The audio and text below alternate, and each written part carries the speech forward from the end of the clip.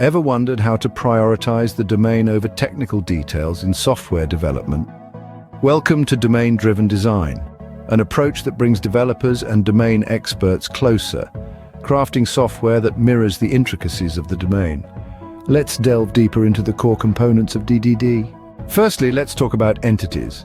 They are the heart of the domain model in domain-driven design. Representing unique objects, their lifecycle is distinct. They encapsulate crucial business rules and behaviors, making them indispensable. Entities are vital, but they're not the only component. Let's move to use cases. Next up, we have use cases. These are the business processes and functions that the software supports. In domain-driven design, use cases are meticulously aligned with the domain's requirements, ensuring the software provides true value by addressing real-world needs. Now that we understand use cases, let's talk about interface adapters.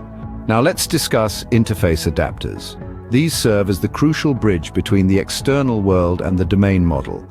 This layer houses components like adapters, gateways, presenters, notifiers, and controllers, each playing a part in translating data for optimal convenience. Lastly, we'll talk about frameworks and drivers. Finally, we have frameworks and drivers. These technical pillars bolster the application, encompassing databases, web interfaces, software development kits, and devices. Crucial for delivering both functional and non-functional system requirements, they're external but essential. Now that you understand the core components of DDD, it's time to consider implementing it in your software development process for more efficient and effective solutions.